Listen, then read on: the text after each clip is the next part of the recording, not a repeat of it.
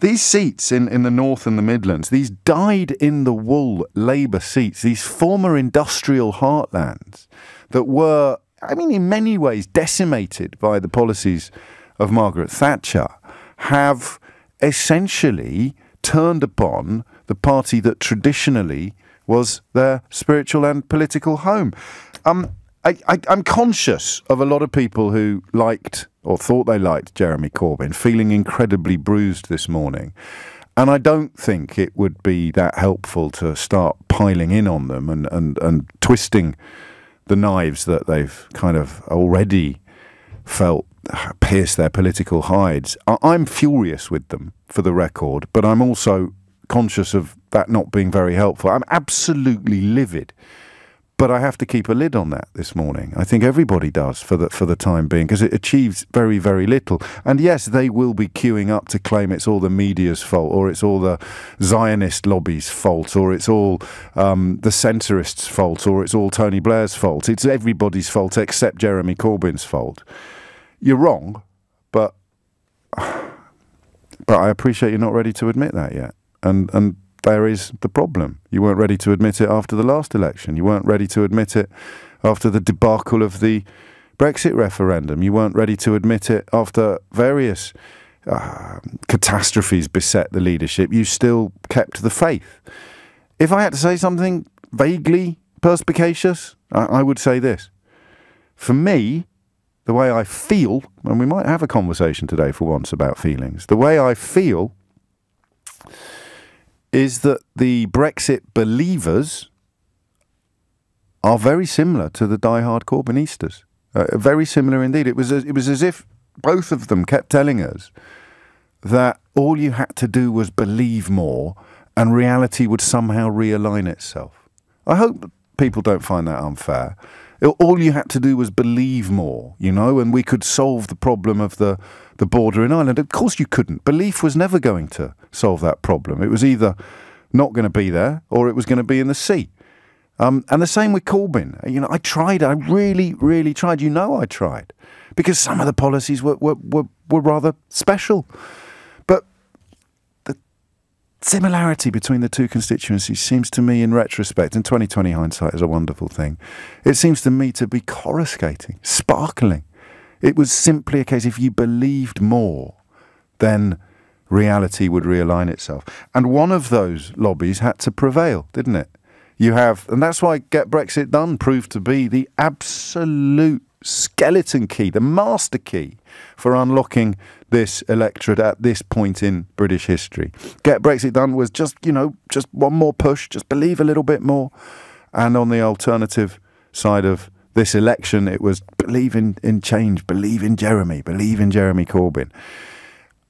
Those of us who feel that both offers were bogus are, I don't know, I feel oddly liberated this morning. I mean, there is going to be no second referendum. We will be passing the withdrawal agreement at the end of January. Those of us who remain committed to the evidence and therefore persuaded that this isn't a very good idea and that it won't be good for the national interest, that's it now. But that's it. We are obviously not silenced. My kids need shoes. I can't stop talking. But we are defeated, vanquished, overcome. History will decide whether or not that's a good thing or a bad thing, but there is no point even pretending. That's what I mean by liberated. The size of this majority is such that the political discourse now shifts. It changes, I mean, beyond recognition. All of the arguments we've been having for 3.5 years are over. Every single one of them is finished. Except perhaps the one about Corbynism, which I fear will see this leader clinging to the leadership of the party. I know he said he won't fight another election, but really he should be out of the door right now. What do they need to reflect upon? I'll tell you what you need to reflect upon. You elected a muppet to lead your party, and he's just destroyed the Labour vote up and down the country. That's all you need to reflect upon, lads. Seriously, spread the word. Write your blogs. Publish your curious little books. You elected a man who was unelectable. There's a slight oxymoron there. All right, you elected the man to lead the party who was unelectable to lead the country. And I feel for you. That's why I'm struggling perhaps a little to keep a lid on my anger with you.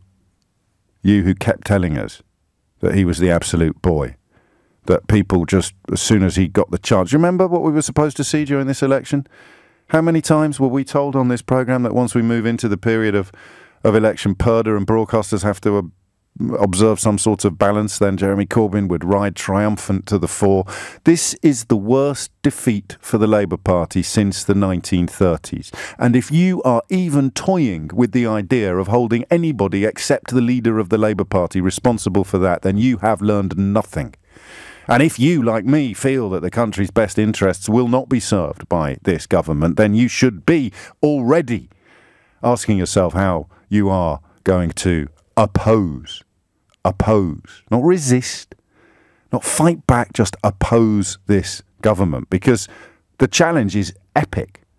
And I hope I can say this without alienating anybody who's listening, but the man who won the election last night has a list of lies longer than your arm already on his record. Now, it may be that for the first time in political history we're about to see a leopard change its spots.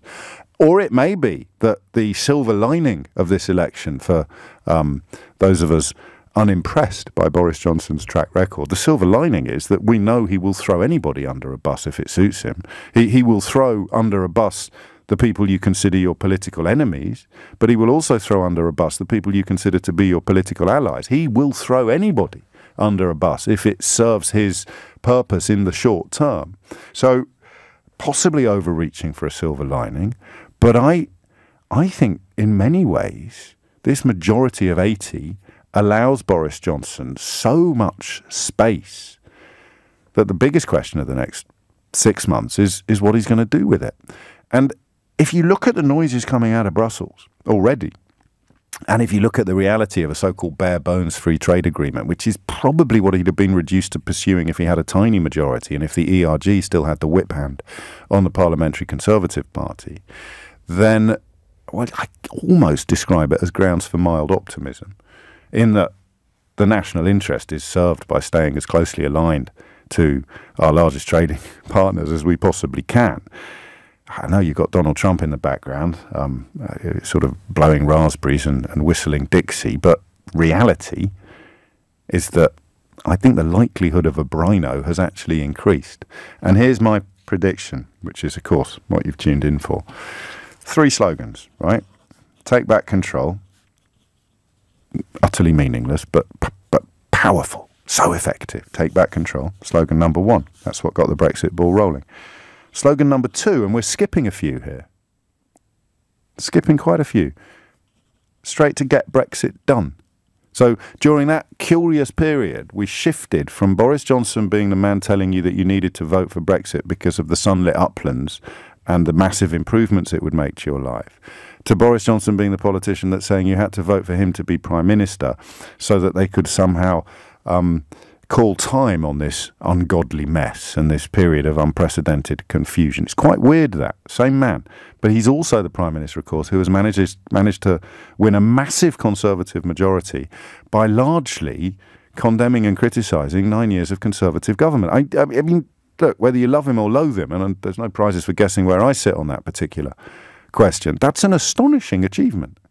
It's something that Londoners should perhaps have seen coming a little more clearly than we did, because London fell for it. Twice, you could say, but certainly fell hard once. And there it is. I mean, the idea that a Conservative Prime Minister has won a majority of this scale by attacking the state of the country is quite incredible, and probably something that couldn't have happened without Brexit.